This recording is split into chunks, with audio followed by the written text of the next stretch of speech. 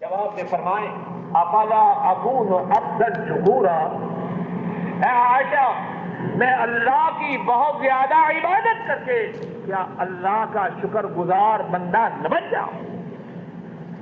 قریش کا تصور کہاں اور مدینے والے ان کا طرز عمل کہاں؟ آپ مزدلفہ سے گزرتے عرفات کے پڑوس میں نمرہ کے مقام پر اس خیمے میں جا کے ٹھہرتے ہیں جو آپ کے لیے نصب کیا گیا، حتی اذا زاغت الشمس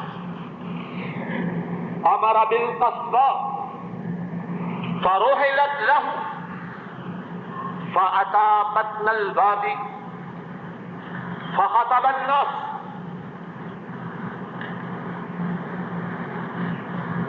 آپ نمیرا میں خیمے میں اترتے ہیں جب سورج ڈھلتا ہے، ذرا غور کیجیے، سچی بات ہے ایک ایک جملے پہ بڑی دیر تک رکنے کو دل چاہتا ہے۔ کس طرح آپ کے تحرکات کو، آپ کی نقل و حرکت کو نوٹ کیا گیا ہے۔ جب سورج ڈھلتا ہے آپ اپنی اونٹنی جس کا نام قصوہ ہے اس کے متعلق حکم دیتے ہیں اس پہ پالان رکھا جائے، سوار ہونے کا جو سامان ہے وہ رکھا جائے، سامان رکھا جاتا ہے۔ آپ سوار ہوتے ہیں اور بطن الوادی پہ پہنچتے ہیں، اور بطن الوادی وہ مقام ہے جہاں آج عرفات میں جو مسجد ہے اس کا قبلہ ہے۔ آپ وہاں پہنچتے ہیں، فخطب الناس، وہاں آ کے لوگوں کو خطبہ دیتے ہیں اور ارشاد فرماتے ہیں ان دماءکم واموالکم حرام علیکم کحرمت یومکم ھذا فی شہرکم ھذا فی بلدکم ھذا، بے شک تمہارے خون، تمہارے مال تم پر حرام ہے۔ کسی مسلمان کے لیے دوسرے مسلمان کا خون، دوسرے مسلمان کا مال جائز نہیں، اور مسلمان کے مال اور اس کے خون کی حرمت کتنی زیادہ ہے۔ فرمایا جس طرح آج کا دن حرمت والا ہے، یہ مہینہ حرمت والا ہے، یہ شہر حرمت والا ہے، اسی طرح مسلمانوں کا مال اور مسلمانوں کا خون حرمت والا ہے۔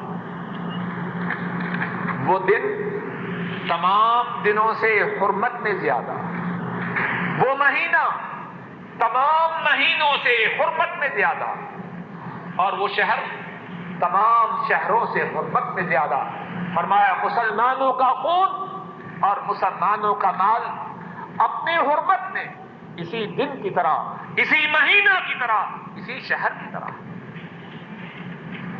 اور خطبہ کا باقی حصہ سننے سے پہلے اس بات کو نوٹ کیجیے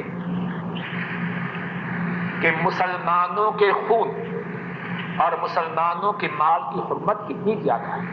ایک تو وہ ہے جو الفاظ میں ظاہر ہے، دوسری بات اس مقام پر یہ بات کہنا کیوں ہے؟ حج کا موقع وہ موقع تھا، ہم حدیث کی ابتدا میں گزشتہ درس میں پڑھ چکے ہیں کہ بہت سے لوگ آپ کی امامت و قیادت میں حج کرنے کے لیے جمع ہوئے۔ اتنے بڑے اجتماع میں آپ جو بات فرمائیں گے اس بات کی اہمیت ہوگی یا بلا اہمیت ہوگی؟ آپ جو بات کہنے کے لیے منتخب کرتے ویسے ہی کہتے یا سوچ کے کرتے؟ کچھ بات سمجھ میں آ رہی ہے؟ کتنے مسلمان ہیں، مسلمانی کا دعویٰ بھی ہے، مسلمانوں کے خون سے ہولی کھیلتے ہیں، اور کتنے بدنصیب ایسے ہیں حج کے ارادہ سے آنا چاہتے ہیں اور مسلمانوں کے خون سے اپنے ہاتھوں کو رکھنا چاہتے ہیں۔ اسی شہر میں، اسی مہینے میں اور اسی دن۔ اور کتنے مسلمان ایسے ہیں اسلام کی طرف نسبت بھی ہے اور ہمیشہ اس فکر میں ہیں کہ مسلمان بھائی کا مال کس طرح دھوکے سے حاصل کرنا۔ مسلمانی کا دعویٰ بھی ہے اور مسلمان بھائی کے مال کو غبن کرنے کی، چھیننے کی، دھوکے سے حاصل کرنے کی کوشش۔ انشاءاللہ اگر امام صاحب نے اجازت۔ الصلاۃ والسلام علی سید المرسلین وعلی آلہ واصحابہ واہل بیتہ واتباعہ الی یوم الدین۔ بات یہاں تک پہنچی تھی کہ رسول مکرم صلی اللہ علیہ وسلم ذو الحج کی 9 تاریخ کو سورج کے نکلنے کے بعد مینا سے عرفات کی طرف روانہ ہوتے ہیں۔ نمیرا میں آپ کے لیے خیمہ نصب کیا گیا ہے۔ سورج کے زوال سے پہلے نمیرا پہنچتے ہیں اور نمیرا کا جو مقام ہے وہ عرفات سے پہلے آپ عرفات میں داخل نہیں ہوتے۔ سورج کے زوال تک اسی خیمہ میں جو نمیرا میں نصب کیا گیا ہے اسی میں قیام فرماتے ہیں۔ سورج کے ڈھلنے کے بعد خیمہ سے نکلتے ہیں، اپنی اونٹنی قصوہ پہ سوار ہوتے ہیں اور وادی عرنا کی طرف روانہ ہوتے ہیں۔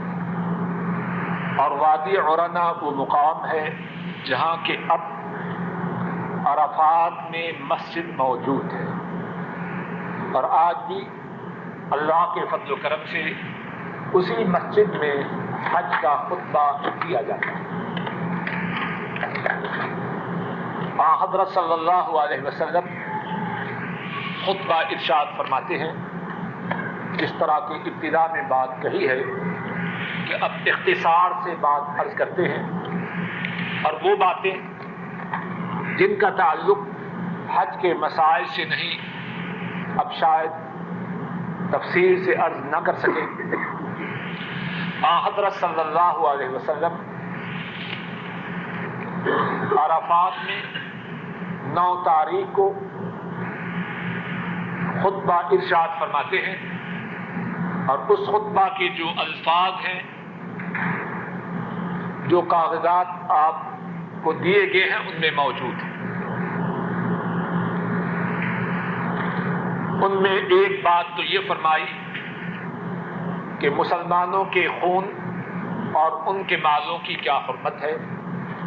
دوسری بات یہ فرمائی کہ زمانہ جاہلیت کی جو باتیں ہیں وہ میرے قدموں کے نیچے ہیں۔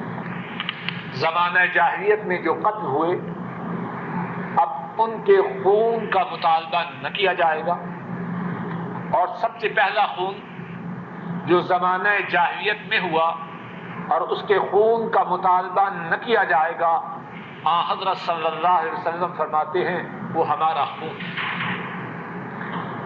ربیعہ بن حارث ان کا جو بیٹا تھا ان کو حذیل قبیلہ نے قتل کیا اور وہ بنو سعد قبیلہ میں دودھ پیتا تھا۔ آپ فرماتے ہیں یہ زمانہ جاہلیت کا جو خون ہے اس کے انتقام لینے سے ہم دستبردار ہوتے ہیں۔ یہ جو ربیعہ کا بیٹا تھا، ربیعہ کون ہے؟ ربیعہ بیٹا ہے اب حارث کا، اور حارث بیٹا ہے عبد المطلب کا۔ عبد المطلب کا پوتا रबिया है और अब्दुल मुत्तलिब का बड़ पोता, उसको कत्ल किया गया था। हजरत सल्लल्लाहु अलैहि वसल्लम भी अब्दुल मुत्तलिब के पोते हैं, जो अपने खानदान का खून सबसे पहले मुआफ करने का ऐलान करते हैं। एक बात ये फरमाते हैं कि ज़माना जाहिलियत का जो सूद है उसको मैं खत्म करता हूं, और सबसे पहला सूद जिसको मैं खत्म करता हूं वो है जो अब्बास का लोगों के जिम्मा वाजिब है। यहां भी इब्तिदा अपने कुंबा से करते हैं। फिर इसके बाद औरतों के मुतालिक लोगों को तलकीन करते हैं कि औरतों से मामला करते वक्त अल्लाह से डर जाओ। फिर उसके बाद फरमाते हैं कि मैंने तुम में अल्लाह की किताब को छोड़ा है, जब तक इस किताब को मजबूती से थामे रखोगे सीधी राह से न भटकोगे।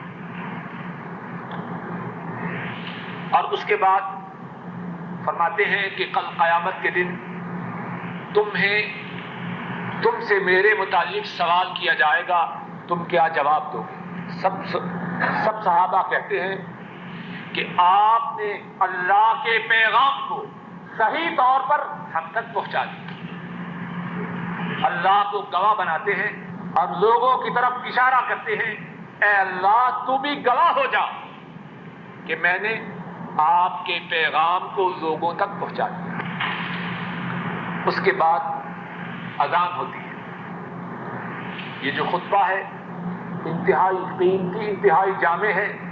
इसके मुतालिक जो गुफ्तगू है किसी और नशिस्त के लिए उठाए रखते हैं। अजान होती है और एक और रिवायत में है कि अजान देने वाले हजरत बिलाल रज़ी अल्लाह ताला अन्हु। फिर इकामत होती है। हजरत सल्लल्लाहु अलैहि वसल्लम ज़ोहर की नमाज पढ़ाते हैं। फिर इकामत होती है। हजरत सल्लल्लाहु अलैहि वसल्लम असर की नमाज पढ़ाते हैं और ज़ोहर और असर की नमाजों के दरमियान कोई सुन्नत, कोई नफल अदा नहीं किए। यहां जरा बात को समझ लीजिए। आम दिनों में ज़ोहर और असर दोनों के लिए कितनी अज़ानें हैं? 2 अज़ान। इकामतें कितनी हैं? 2। ज़ोहर की रकअतें कितनी हैं? फर्ज 4। असर के फर्ज कितने हैं? 4। और ज़ोहर के बाद भी सुन्नतें हैं। लेकिन अरफात में दोनों नमाजों के लिए कितनी अज़ानें हैं? 1। और दोनों में से हर यहां बात को अच्छी तरह समझ लीजिए और सारी जिंदगी याद रखिए। इबादात के मुतालिक किसी की मर्जी नहीं चलती। इबादात उस तरीका से अदा की जाएंगी जिस तरीका से मदीने वाले ने अदा की। आम दिनों में अगर कोई शख्स ज़ोहर और असर के लिए एक अजान दे, दुरुस्त है या गलत?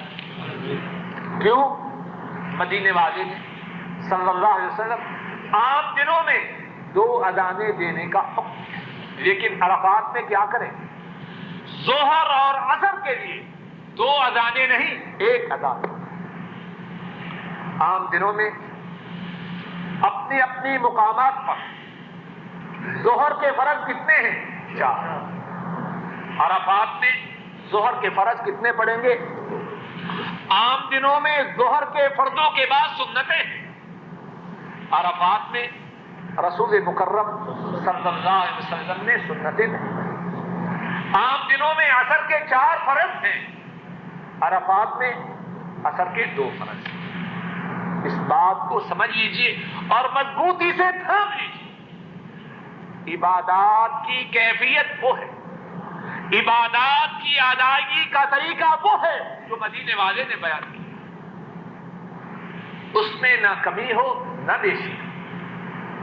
फिर उसके बाद हज़रत सल्लल्लाहु अलैहि वसल्लम उस पहाड़ की तरफ जाते हैं जिसे आजकल जबल रहमत कहते हैं। वहां किबला रू होके खड़े होते हैं اور اللہ سے دعا کرنا شروع کرتے ہیں اور خوب دعائیں کرتے ہیں. یہاں یہ بات سمجھ لیجیے، کچھ لوگ جبل رحمت کے اوپر جاتے ہیں. حضرت صلی اللہ علیہ وسلم سے ایسا ثابت ہے، آپ جبل رحمت کے نیچے جہاں سنگریزے ہیں وہاں تک، وہاں قبلہ رخ ہو کے کھڑے ہوئے اور اللہ سے دعائیں. اور پھر یہ بھی فرمایا رحمت للعالمین ہے کہ میں یہاں کھڑا ہوا ہوں اور عرفات سارا کھڑے ہونے کی جگہ ہے. ضروری نہیں کہ حاجی عرفات میں اسی مقام پہ جا کے کھڑا ہو جہاں وہ کھڑے ہوئے. اگر ایسا فرماتے امت مشقت میں مبتلا ہوتی. فرمایا میں یہاں کھڑا ہوا ہوں اور عرفات سارا کھڑے ہونے کی جگہ ہے. اور پھر عرفات میں خوب دعائیں کریں. حدیث شریف میں ہے حضرت صلی اللہ علیہ وسلم فرماتے ہیں خیر الدعاء دعاء یوم عرفہ، بہترین دعا عرفات کے دن کی دعا ہے. اور فرمایا جو بات میں نے اور مجھ سے پہلے سب نبیوں نے کہی ہے،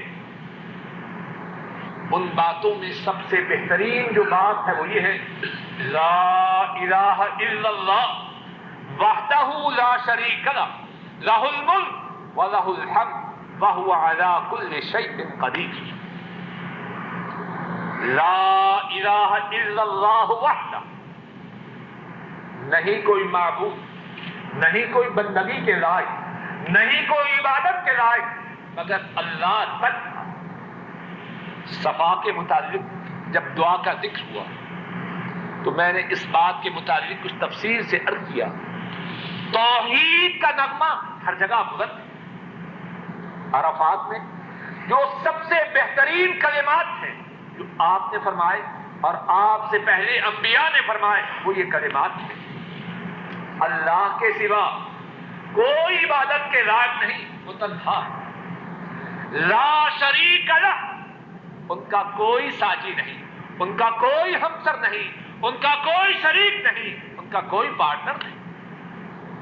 لہ الملک، بادشاہت ان کی ہے، وَلَهُ الْحَمْدُ، سب تعریف ان کے لیے ہے، وَهُوَ عَلَىٰ كُلِّ شَيْءٍ قَدِيرٌ، اور وہ ہر چیز پر قادر.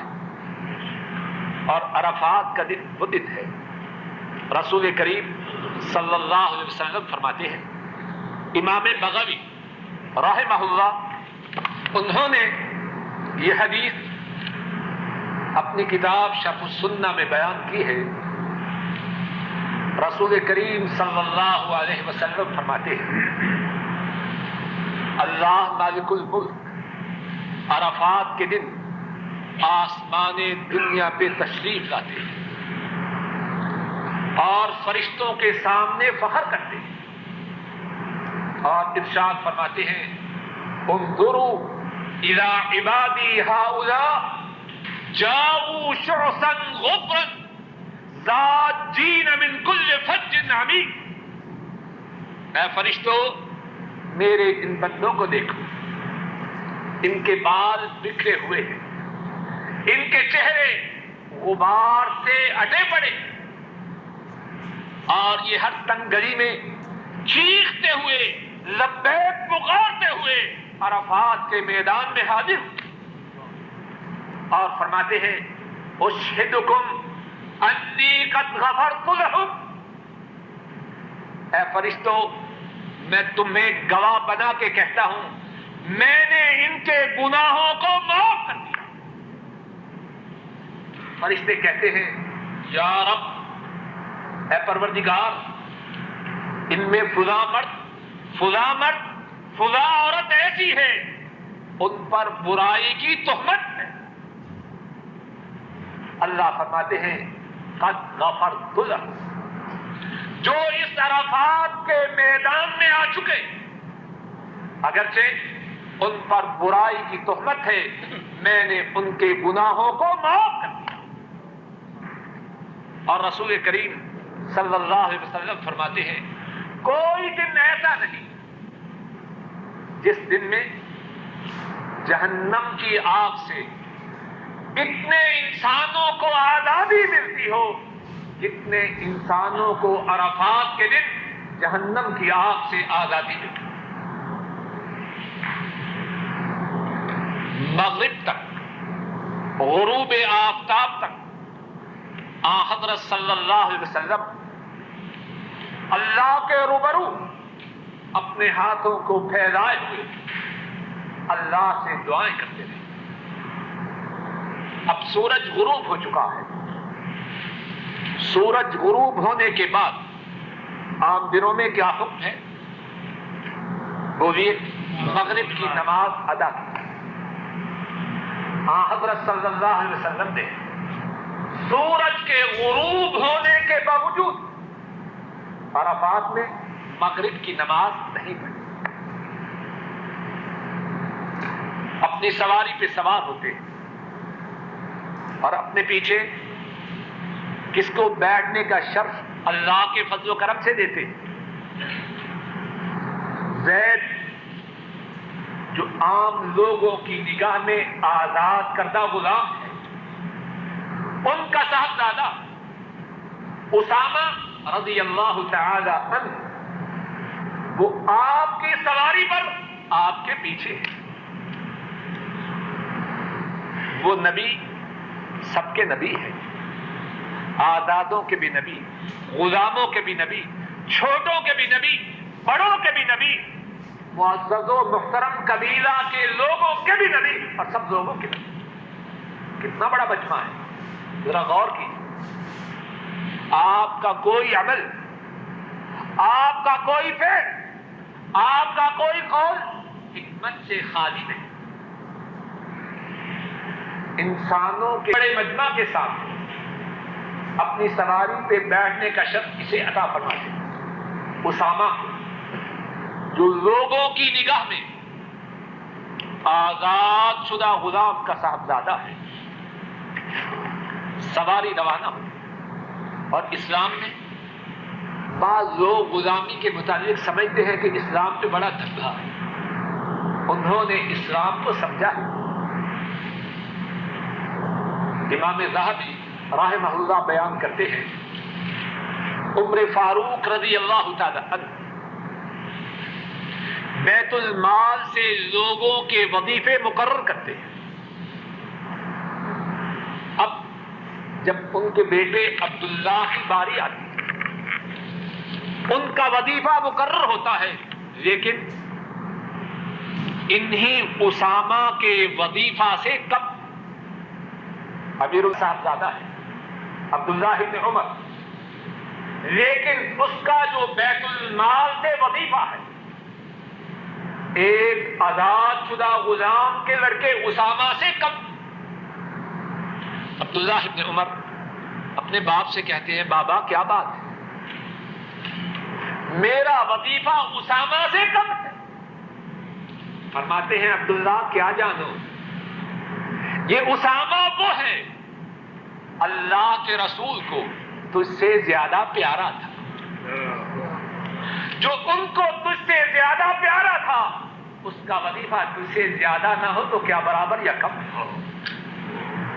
یہی اسامہ حضرت صلی اللہ علیہ وسلم کی سواری پہ سوار ہے اور آپ صلی اللہ علیہ وسلم اور آپ کے صحابہ مزدلفہ کی طرف پلٹ رہے. سورج غروب ہو چکا ہے. سواری اور مقدس قافلہ مزدلفہ پہنچتا ہے. مغرب کی اذان ہوتی ہے، اقامت ہوتی ہے اور نماز کھڑی ہوتی ہے. اور مغرب کی اذان، اقامت اور نماز سامان کے اتارنے سے پہلے ہوتی ہے. پھر حضرت صلی اللہ علیہ وسلم سامان اتارنے کا حکم دیتے ہیں، پھر عشاء کی نماز ہوتی ہے. یہاں بھی اسی بات پہ توجہ کیجیے جو پہلے عرض کر چکا.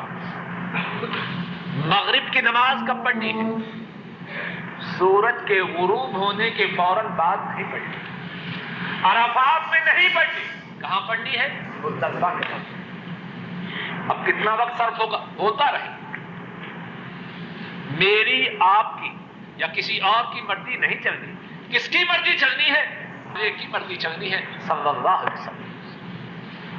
اور پھر مزدلفہ میں آپ قیام فرماتے ہیں، آپ ساری زندگی تہجد کا اہتمام فرماتے ہیں، لیکن مزدلفہ میں جو رات ہے اس رات تہجد ادا نہیں کرتے۔ فجر کی نماز ہوتی ہے، فجر کی نماز کے بعد آپ مشعر الحرام تشریف لے جاتے ہیں مزدلفہ ہی میں۔ وہاں اللہ کی توحید، اللہ کی بڑائی، اللہ کا ذکر ہوتا ہے۔ جب دن روشن ہوتا ہے، سورج کے نکلنے سے پہلے، سورج کے نکلنے سے پہلے اور دن کے روشن ہونے کے بعد حضرت صلی اللہ علیہ وسلم مینا کی طرف روانہ ہوتے۔ راستے میں وہ مقام ہے جہاں اصحاب الفیل پر اللہ کا عذاب آیا، جس کو وادی محصر کہتے ہیں۔ وہاں سے اپنی سواری کو تیز کرتے ہیں، مینا پہنچتے ہیں، جمرۃ العقبہ، وہاں پہنچ کر اللہ اکبر کہتے ہوئے 7 کنکریاں مارتے ہیں۔ اور یہ جو کنکریوں کا اٹھانا ہے، حضرت صلی اللہ علیہ وسلم 10 تاریخ کو صبح کے وقت کنکریاں اٹھانے کا حکم دیتے ہیں۔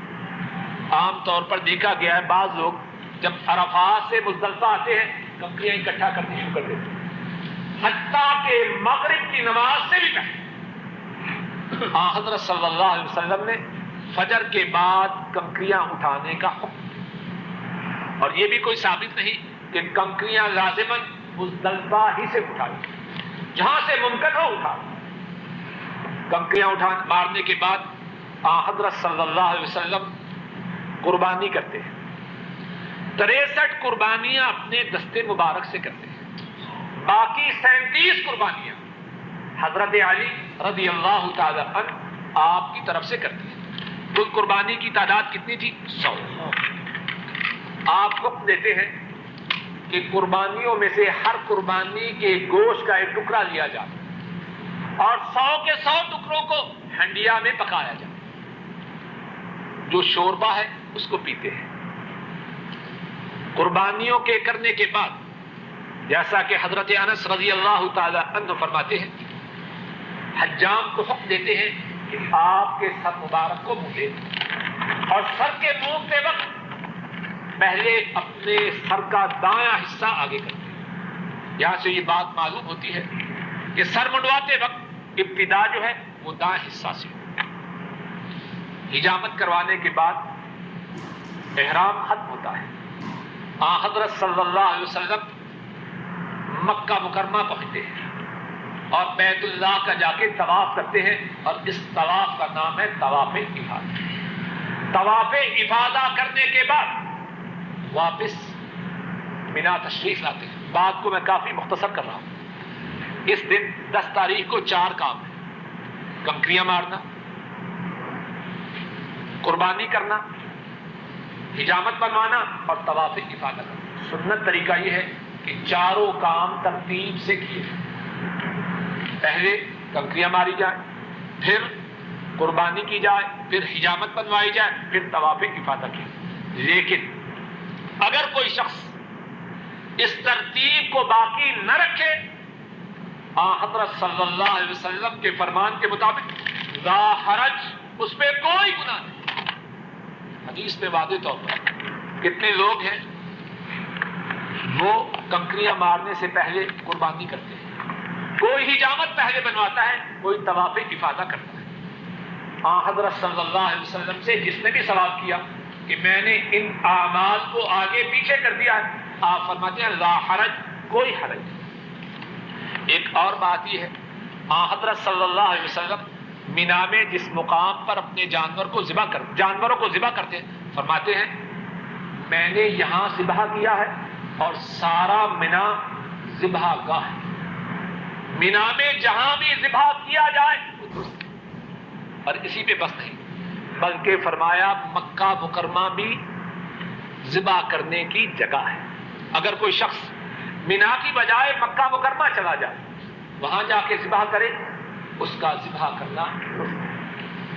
حضرت عبداللہ ابن عباس رضی اللہ تعالی عنہما ان کا طریقہ مبارک یہ تھا کہ وہ مکہ میں اپنی قربانی کو ذبح کر. کتنی آسانی ہے. اور پھر ایک اور بات اس دن کے اعمال کے متعلق یہ ہے کہ جو کنکریاں مارنی ہیں ان کے وقت کی ابتدا پہلے دن یعنی 10 تاریخ کو سورج کے نکلنے کے بعد ہوتی ہے. حضرت صلی اللہ علیہ وسلم نے اپنے گھر والوں کو اس بات کی اجازت دی کہ وہ فجر کی نماز سے پہلے مزدلفہ سے مینا آ جائیں، لیکن ساتھ ہی فرمایا کہ کنکریاں سورج نکلنے کے بعد مار. 2 باتیں معلوم ہوئی، کمزور بیمار عورتیں مینا مزدلفہ سے مینا فجر سے پہلے آ سکتے لیکن آ کے کنکریاں تب مارے جب سورج نکل جائے. ایک اور بات، کوئی شخص شام تک کنکری نہ مار سکے، اگر شام کے بعد بھی کنکریاں مار لے درست. حضرت عبداللہ ابن عباس رضی اللہ عنہما فرماتے ہیں 30 منٹ تو ہو چکے ہیں. حضرت عبداللہ ابن عباس رضی اللہ تعالی عنہما فرماتے ہیں ایک شخص آیا کہنے لگا کہ میں نے کنکریاں تب ماری جبکہ شام ہو چکی تھی. آپ نے فرمایا لا حرج، کوئی حرج نہیں. کتنی آسانی ہے. اور بعض لوگ اپنی طرف سے تنگی پیدا کرتے ہیں، ایسا کرنا درست نہیں. 10 تاریخ کے یہ 4 اعمال ہیں. بات کا خلاصہ اس کا یہ ہے کنکریاں مارنا، قربانی کرنی، حجامت بنانی، طواف افاضہ کرنا. ان میں ترتیب کا باقی رکھنا بہترین ہے، افضل ہے، سنت ہے. لیکن اگر ترتیب باقی نہ رکھ سکے کوئی حرج نہیں، نہ گناہ ہے، نہ کفارہ ہے، نہ دم. کنکریاں مارنے کا وقت سورج کے نکلنے کے بعد سے شروع ہوتا ہے، مغرب تک ہے. اور اگر کوئی شخص مغرب تک بھی کنکریاں نہ مار سکے، مغرب کے بعد مارے، تب بھی حضرت صلی اللہ علیہ وسلم کے فرمان کے مطابق کوئی حرج نہیں. 11 تاریخ کو جو احرام کا کھولنا ہے وہ حجامت بنوا کے کھول. کنکریاں ماری، قربانی کی، حجامت بنوائی، احرام کھول. اب طواف افاضہ جو ہے وہ بغیر احرام کے. اب پھر اس طرف جو کہ سوالات ہوئے، طواف افاضہ جو ہے وہ شخص جس نے حج تمتع کیا ہے وہ طواف بھی کرے اور سعی بھی کرے، اور جس نے حج قران کیا ہے وہ صرف طواف کرے، اس نے سعی نہیں. 11 تاریخ کو تینوں جمرات کو کنکریاں مار دی. اور جو ابتدا جو جمرہ مسجد خیر سے قریب ہے، مکہ مکرمہ سے دوسری جائے، وہاں سے ابتدا کر دی. ہر جمرے کو 7 کنکریاں مار دی. اور یہاں یہ بات نوٹ کیجئے، پہلے جمرہ اور دوسرے جمرہ کو کنکریاں مارنے کے بعد، پہلے جمرہ کو کنکریاں مارے، اس سے ہٹ جائے، اپنا رخ بیت اللہ کی طرف کرے، قبلہ رخ، اور پھر خوب اللہ سے دعا کرے. حضرت صلی اللہ علیہ وسلم نے پہلے جمرہ کو کنکریاں مارنے کے بعد اللہ سے خوب قبلہ رخ ہو کے دعا کرے. دوسرے جمرہ کو کنکریاں مارنے کے بعد پھر قبلہ رخ ہو کر اللہ سے خوب دعا کرے. تیسرے جمرہ کو کنکریاں مارنے کے بعد دعا نہیں کرے. یہاں بھی غور کیجیے کہاں دعا کرنی ہے، کہاں رکنا ہے. جہاں رسول کریم صلی اللہ علیہ وسلم، جہاں آپ نہیں رکے وہاں. اسی طرح 12 تاریخ کو، اور اگر 12 تاریخ کو مینا سے روانہ ہونا، روانگی کی اجازت ہے لیکن غروب آفتاب سے پہلے نکل جائے.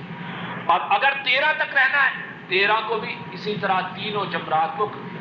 اور پھر جب روانہ ہونا ہے تو روانگی سے قبل بیت اللہ کا طواف کرے. اور اس طواف کا نام طواف وداع ہے. طواف وداع کے متعلق 2 باتیں سن کے بات کو ختم کروں گا، اور اس کے بعد ساتھیوں سے اجازت چاہوں گا کہ جانے کی اجازت. سوالات پھر اللہ تعالیٰ ان کے جواب کا موقع عطا فرمائے۔ طواف ودا کے متعلق دو باتیں ہیں۔ ایک بات یہ ہے کہ بعض لوگ دیکھے گئے ہیں کہ طواف ودا کرتے وقت ان کا رخ بیت اللہ کی طرف اور پشت دروازے کی طرف ہوتی ہے، الٹے قدم جاتے ہیں۔ سوال یہ ہے کہ اس کی سند کیا ہے؟ رسول کریم صلی اللہ علیہ وسلم آپ نے جب طواف ودا کیا الٹے قدم گئے؟